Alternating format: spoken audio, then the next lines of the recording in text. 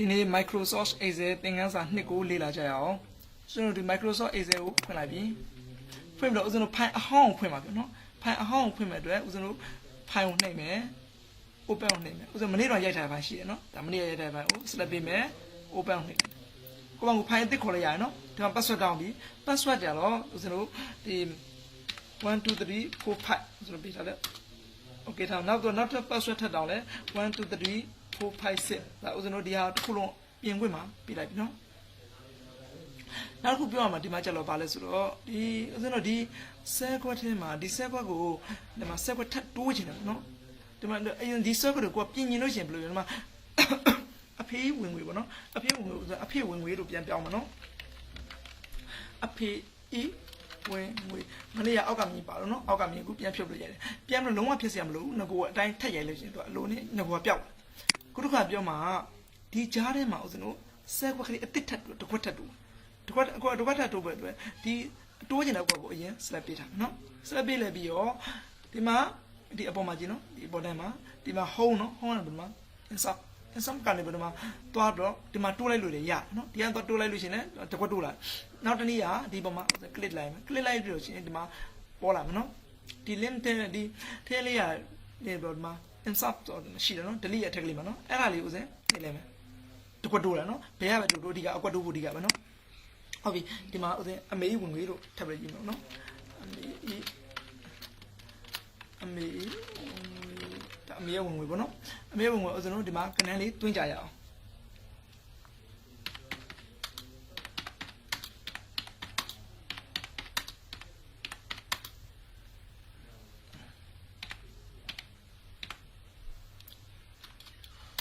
ဟုတ်ပြီ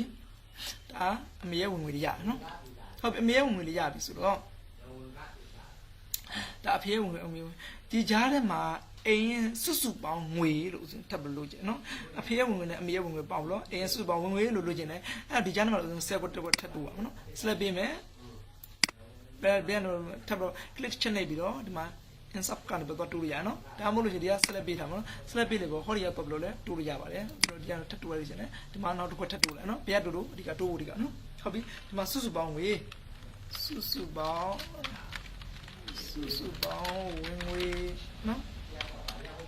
စွပေါင်းဝင်ငွေရပါတယ်စွပေါင်းဝင်ငွေဆိုတော့ကွက်ကလေးကနည်းကျင်းနေတယ်အဲကျင်းနေတော့ဒီဥစ္စာဒီကောင်လေးကိုနည်းနည်းလေးထပ်ပြီးတော့စွပ်လို့ချက်နော်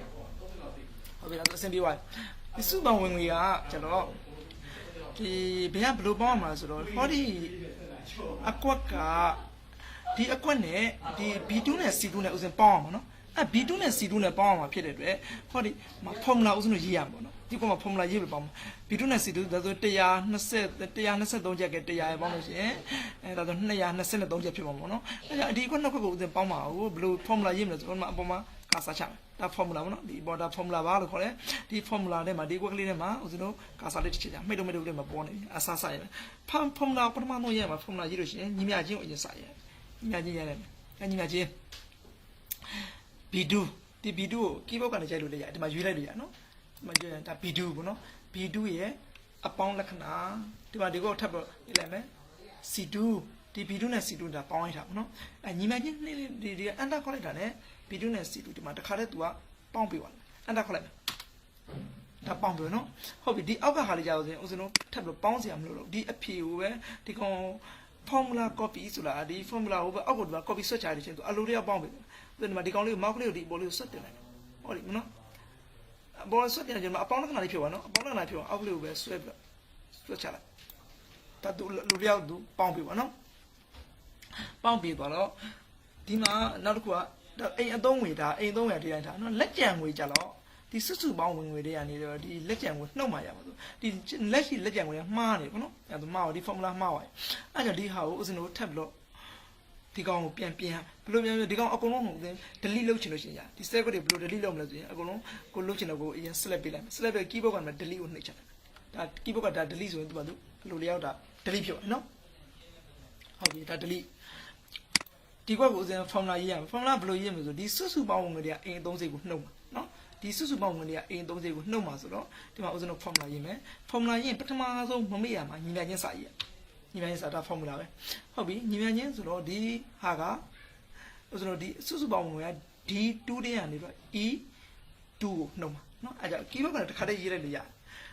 အဲ့ဒါ D2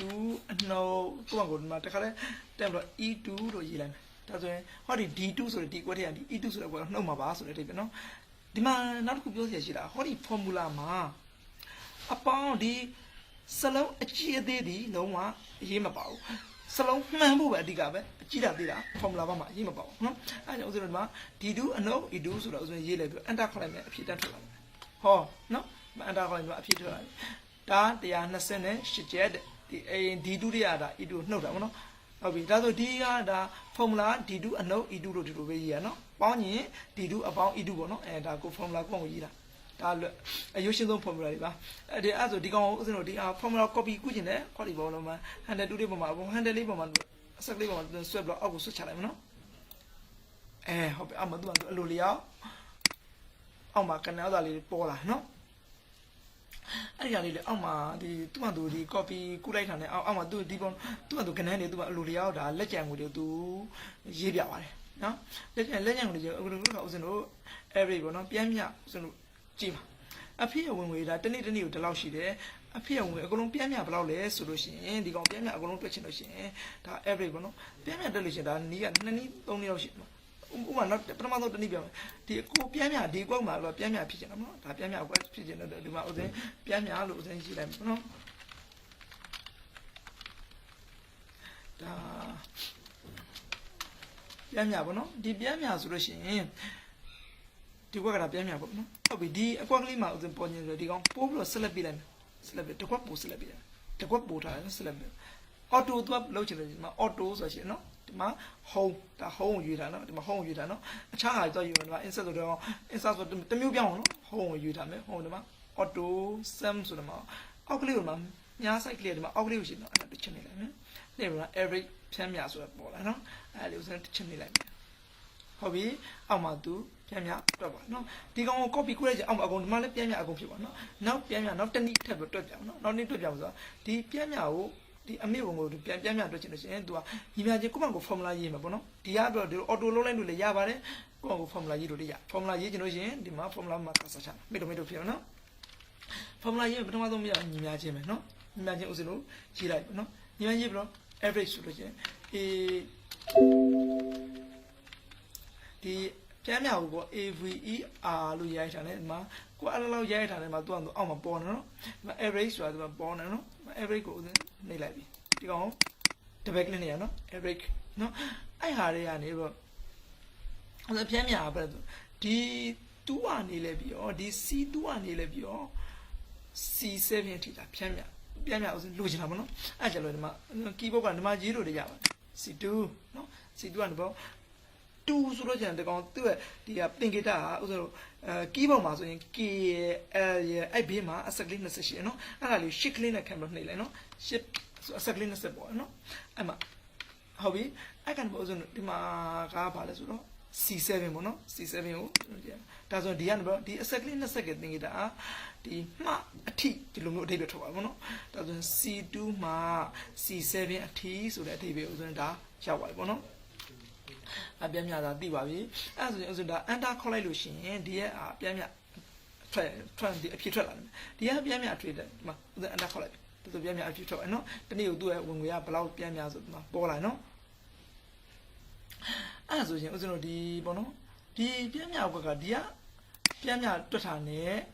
ဒီကပြန်မြတွက်တာနဲ့ဒီ auto sum နဲ့ဒီမှာပြန်မြဒီမှာ average တွက်တာနဲ့အတူတူပဲနော်ဘေးကတွက်အဓိကအဖြေရဖို့ကိုတွက်ချင်တဲ့နေရာတွက်ပေါ့နော်ဟုတ်ပြီဒီအကွက်တွေကိုလည်းအဲ့လိုပဲဥစဉ်ပြန်မြအကုန်တွက်မယ်တွက်ချင်လောလောကူကူပဲတွက်ချင်တော့ဒီမှာဒီကောင်လေးကိုအပေါ်က select ပြည့်တယ်ပေါ့ဒီကောင်လေးကို series ဆိုလို့ဒီမှာဟုတ်တာမျိုး copy ကုလိုက်ပေါ့နော်ဒါပြန်မြလေးအကုန်လုံးထွက်လာမှာပေါ့နော်ဟုတ်ပြီနောက်တစ်ခုကအဖေရဝင်ငွေတီးတန်ကြီးပဲစုစုပေါင်းလို့ချင်တယ်ပေါ့နော်အဖေဝင်ငွေတီးတန်ပဲစုစုပေါင်းလို့ချင်ရင်ဒီမှာစုစုပေါင်းငွေလို့ရေးမယ်စုစုပေါင်းလို့ရေးလိုက်မယ်နော်ဒါစုစုပေါင်းဟုတ်စုစုပေါင်းဒီအဖေဝင်ငွေစုစုပေါင်းပဲဆိုရင်အဖေဝင်ငွေ1ကနေ6ဒီအကုန်လုံးစုပေါင်းနေတာနော်အဖေဝင်ငွေစုပေါင်းလို့ချင်ဒီကောင် formula ရေးရမယ်နော်ဟုတ်ပြီအဲ့ဒါဘယ်လိုရေးမလဲဆိုရင်ညီမချင်းဟုတ်ပြီညီမချင်းရေးလိုက်မယ် formula ရေးအတွက်ဒီအကွက်ကိုအစင်းလို့ပါဆို B2 လို့ခေါ်မယ်ဒီ work လေးကို B2 လို့ခေါ်မယ်ဆိုတော့ keyboard ကနေပြီးတော့ပဲဒါ B2 လို့ရေးလို့ရတယ်နော် keyboard ကနေလည်းပြီးတော့ B2 ပေါ့နော် B2 မှာ B7 ထိနော်အစက်ကလေး20ချမယ်နော်အစက်ကလေး20ချမယ်အစက်ကလေးချတော့ B7 ကိုကျွန်တော် keyboard ကနေရမယ် B7 ဟုတ်ပြီအဲ့ပြီးလို့ရှိရင်ကွင်းပိတ်လိုက်နော်ရကွင်းမပိတ်လေရကွင်းပိတ်ရမလို့ပေါ့ဒါဆို B2 မှာ B7 အထိဒါကိုsorry ဒါပေါင်းနေတာမနော်ပေါင်းနေလို့ရှိရင် तू ကပြပြကြီးပြောဟုတ်ပြီနော်အဲ့ဒီတော့ဥစ္စာဒီကွာဆက်လက်ပေးလိုက်ပြောညီမကြည့်ရင်မယ်ဟုတ်တာမနော်ညီမချင်းပြီးတော့ရှင် तू ကအကုန်လုံးပေါင်းမှအများကြီးပေါင်းမှ तू စမ်းလို့ရေးမယ် FU ဒီမှာစမ်းဆိုပေါ်နေနော်ဒီကောင်တစ်ပတ်ကလေးနဲ့လည်းရပြီအဲ့ဆိုတစ်ပတ်စမ်းပေါ့နော်စမ်းဘယ်လိုပေါင်းမှလဲဆိုလို့ရှိရင်ဒီ B2 ကနေပြီးတော့ B7 ဒီပေါင်းမှာနော်ဒီ B2 ဒီကောင် B2 ကိုလို့ခေါ်တယ်ဒီကောင် B2 အဲ့ဒီမှာအဲ့လိုဆက်လက်ပေးခြင်း B2 ဖြစ်ပါနော်တခါလေးရတယ် B2 မှားဆိုရင်ခုနကအစက်ကလေး20ပေါ့နော်ဒီ keyboard ကတော့အစက်ကလေး20လို့ဒါတို့ keyboard မှာဆိုရင်ဒီမှာ Kအဲ့ဒီမှာအစက်ကလေး20ရှိတယ်နော်အဲ့ဒီအစက်ဝင်မြန်မာလက်ကဆိုဝက်ဆန်နှလုံးမောင်းနေရလိမ့်မှာပေါ့နော်အဲ့ဒီအစက်ကလေး20အဲ့ဒီအစက်ကလေး20ကိုယူလိုက်မယ်ယူလိုက်ပြီးတော့ဟောဒီမှာ B7 ဒါဆိုရင်ဥစဉ်ဘာအထိပ္ပယ်ရပါဆိုရင် तू က B2 ကနေပါ B7 အထိ sum ဆိုတာပေါင်းမယ်လို့ပြောလား B2 ကနေ B7 ပေါင်းဒီက B2 ကနေ B7 ပေါင်းအဲ့ဒါခေါ်လိုက်ဒါဆိုရင်ပေါင်းပါနော်ဒီအမေဝင်လို့ပေါင်းအဲ့လိုပေါင်းရတယ်အကုန်လုံးပေါင်းရပေါင်းရင်ဒီ formula ကိုတစ်ချက်လဲ copy ကူပြီးတော့ဒီဘက်ကိုတစ်ခါလဲဆွဲလိုက်ရှင်အကုန်လုံးပေါင်းပါတယ်နော်ဒါဆိုရင်ဝင်တွေအကုန်လုံးစုပေါင်းပါတယ်နောက်တစ်ခါဦးဇင်းတို့ဒီဖို့ကိုဒီကနန်းလေးတွေကဘလို့ရတာလဲငါဒီလက်ကြံကိုရဘလို့လောက်ထားရလာလဲဆိုကိုတစ်ခါတလေမေ့နေမသိနိုင်ပါဖြစ်တယ်အဲ့လိုဆိုရင်အဲ့ဒီကိုကလေးကိုဆက်လက်ပြလိုက်အဲ့ဒါမှ formula ပြန်ပေါ်လာနော်ဒါကပါဆို D2 နဲ့ E2 ပေါင်းထားတာပါတဲ့ D2 ဆိုတော့ဒီကွက်ကလေး E2 ဆိုဒီကွက်ကလေးဒါပေါင်းထားတာပါဒီ D2 တွေက E2 ကိုဒါနှုတ်ထားတာပါလို့ဒါပြောလာပါနော်ဒါဆိုရင်နောက်တစ်ခါဒီအကွက်တွေအကုန်လုံးဒါဆိုဒီအကွက်ကလေးတွေကိုဦးဇင်းတို့ရွှေ့ကျင်တယ်ပေါ့နော်ဒီမှာဒီအပေါ်မှာ column တစ်ခုထပ်ပြီးတော့တိုးကြည့်လိုက်မယ်တက်ဆက်လက်ပေးမယ်နော်ဒီမှာအကွက်တစ်ခွက်ထပ်တိုးကျင်တဲ့အတွက်အပေါ်ကနေပြီးတော့ insert ကနေပြီးတော့ဟုတ်နော်တစ်ခွက်ထပ်တိုးလိုက်ဒီဘက်ကဦးဇင်းကဒီမှာအိမ်ဝင်ငွေရှင်းတန်းပေါ့နော်အိမ်ဝင်ငွေအိမ်ငွေရှင်းတန်းပေါ့နော်အဲ့ဒါမျိုးရေးလိုက်အဲ့ဒါဥစ္စာအဲ့ဒါဘယ်ပြရရဒီအကုန်လုံးဥစ္စာအကွက်တစ်ခွက်ထပ်ပေါင်းပလိုက်အကွက်ကလေးဒီအကုန်လုံးတစ်ခွက်ထပ်ပေါင်းပလိုက်အိမ်ငွေရှင်းတန်းလို့အကုန်လုံးပေါင်းနေတာကိုလေအကုန်လုံးဆက်လက်ပြီးဆိုလိုက်ဒါအကုန်ဆက်လက်ပြီးနော်ဒီကောင်လေးအကုန်လုံးပေါင်းနေတာအကွက်ကိုတစ်ခွက်တည်းပေါင်းနေတာဖြစ်တဲ့အတွက်ဒီကောင်လေးအကုန်လုံးဆက်လက်ပြီးနော်ဆက်လက်ပြီးပြီးဟိုမှာနော်ဟုတ်နော်ဟိုနေဘူးဒီကောင်နော်ဒီမှာအောက်မှာနော် Marsh and Sander ဆိုတဲ့မှာရှိတယ်နော်ဒီ Marsh and Sander ဆိုတဲ့ကောင်လေးနှိပ်လိုက်တာလေဒီအကွက်တွေအကုန်လုံးကတစ်ခွက်တည်းပေါင်းသွားတယ်နှိပ်လိုက်မယ်အကုန်လုံးတစ်ခွက်တည်းပေါင်းသွားတယ်နော်ဒါဆိုရင်ဥစဉ်ဒီမှာစာရေးမှာနော်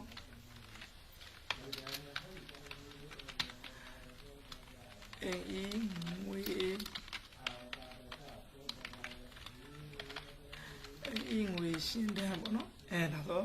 ကြာပြီသူဒီ Marsh and Sander ဆိုတော့အလဲလဲသူဖြစ်မှာတယ်ပေါ့နော်တရားကိုယ့်ဘက်ကိုဒါအရင်ငွေရှင်းတယ်ပေါ့နော်ဒီကောင်လေးကိုကိုယ်ထပ်တော့နေရာလေးနည်းနည်းရွှေ့ကျင်တယ်ပေါ့နော်ဒါဟိုဘေးတွေညောက်လို့ရွှေ့ကျင်ဒီမှာနော်ဒီကောင်လေး alignment ဒီအကွက်တရားလေးမှာကိုရွှေ့ကျင်တဲ့ကွက်ကလေးကိုရွှေ့လို့ရတယ်နော်ကိုလိုချင်တဲ့ကွက်ကလေးလာရွှေ့လို့ရတယ်အလဲကောင်ထားကြည့်လို့ရှိရင်အလဲကောင်ပေါ့နော်ဒါကိုကြိုက်တယ်လို့ထားလို့ရတယ်ဒါဆိုကျွန်တော်စရင်စရာတစ်ခုတွက်တာပေါ့နော်ဒီကျွန်တော်ဒီဟာလေးတွေကိုတစ်ခါကျွန်တော်အယောင်လေးချင်းပေါ့နော်ဒီအယောင်မချင်းခင်ဒီကောင်လေးအကြီးသေးလို့ပြဒီအိမ်ရဲ့ရှင်းတဲ့အင်ငွေရှင်းတဲ့ဆိုတဲ့စလုံးလေးကြီးအောင်လို့ရှိရင်ဟိုဒီမှာ14ရဲ့ပေးမှာနော်ဒီမှာ A အကြီးလေးရှိအဲ့ဒါလေးကိုနှိပ်လိုက်ဒီကောင်ကြီးကြည့်နော်ပြန်ဒီကောင်ရဲ့ဟာကိုနည်းနည်းလေးပြန်သေးချင်လို့ရှင်ဟောဒီမှာ A အသေးလေးရှင်နော် A သေးလေးကိုချက်နေလိုက်မယ်ကိုယ့်အောင်နေတာအသေးအကြီးပေါ့နော်နောက်ကဒီအပေါ်ကဟာလေးအယောင်ချင်တယ်တကွက်လုံးအယောင်ချင်နော်အကွက်ကလေးတကွက်လုံးအယောင်ချင်ဟောဒီမှာအပေါ်မှာအယောင်ဒီမှာနော်ပိတ်ဒီမှာနော်ဒီပေါ်အကုန်အယောင်ချမ်းကိုဆက်လက်ပြရမယ်ဆက်လက်ပြဒီမှာပိတ်ရှိနော်အဲ့ဒါလည်းဦးဇင်းတို့ကြိုက်တဲ့အယောင်လေးဦးဇင်းတို့ထည့်လိုက်ပေါ့နော်ကိုကြိုက်တဲ့အယောင်လေးထည့်နော်ဒီနောက်ကကိုဒီကြိုက်တဲ့အယောင်လေးထည့်ပြီးတော့ဒီစလုံးလေးကိုပဲတိတဲ့အရွေးအယောင်တယ်ခုနကကြတော့အကွက်ဆဲကွက်တစ်ကွက်လုံးအယောင်ချင်နော်ခုတခါဆဲကွက်တစ်ကွက်လုံးအယောင်မချဲဘူးစလုံးလေးကိုပဲတိတဲ့ရွေးအယောင်ချင်ပဲဖြစ်တဲ့အတွက်ဒီမှာအရင်ဆဲဟာလေးကိုဦးဇင်းနှိပ်ပြီးတော့ကြိုက်တဲ့အယောင်လေးထည့်လိုက် အနေရောင်ဒါစလုံးလေးကိုပဲသိရအောင်ချင်နော်ဒီဘက်ကဟာလေးကဆဲတစ်ခွက်လုံးကိုအယောင်ချင်လားဒီ A လေးကစလုံးလေးကိုရွေးပြီးတော့ဒါအယောင်ချဲတာပေါ့နော်ဟုတ်ပြီဒီမှာနောက်တစ်ခွက်ဥစဉ်မှာဥပမာပေါ့နော်ဒီအမေရဲ့ဝင်ငွေတွေတဲ့ကနေအမေအများဆုံးဝင်ငွေရတဲ့နေ့ကဒါ140ပေါ့နော်ဒါ140အဲ့ဒီ140ဥစဉ်အယောင်လေးချဲချဲပေါ့နော်140ကိုဘာယောင်လေးချဲမလဲဆိုရင်ဒီပေါ့အညူယောင်လေးချဲလိုက်ပေါ့တရားလေးနော်ဒါအမို့ဆိုတော့ကိုယ့်ကိုအယောင်လေးကိုချဲလို့ရတာအယောင်လေးကိုရွေးတစ်လုံးစလုံးလေးကိုရွေးချဲခြင်းဒီဘက်ကချဲအကွက်တစ်ကွက်လုံးကိုချဲခြင်းဟောဒီဘက်ကချဲနော်ဒါဆိုရင်ဆဲလေးတွေဥစဉ်အယောင်နဲ့ချဲတတ်တော့ပြီကိုချိန်ရလဲဒီမှာ15မိနစ်ကလည်းပြည့်သွားနော်အဲကြောင့်ဥစဉ်ဒီမှာအဲ့ဆဲသင်ခန်းစာ2ကိုသင်ခန်းစာ2ကိုဒီမှာပဲရက်လိုက်ကြရအောင်အခြားသောအဲ့ဒီသင်ခန်းစာတွေကိုအရင်သင်ပြီးသားသင်ခန်းစာတွေရောအသစ်သင်ခန်းစာတွေကိုလေ့လာခြင်းနဲ့ဆိုလို့ရှိရင်တော့ဒီဥစဉ်ရဒီဖြစ်ဖို့အကောင်းပေါ့နော်ဖြစ်ဖို့မှာဒီအကောင်ရိုက်ရှာလို့ရပါတယ်ရိုက်ရှာပြီးတော့အဲ့မှာလာပြီးတော့လေ့လာလို့ရပါတယ်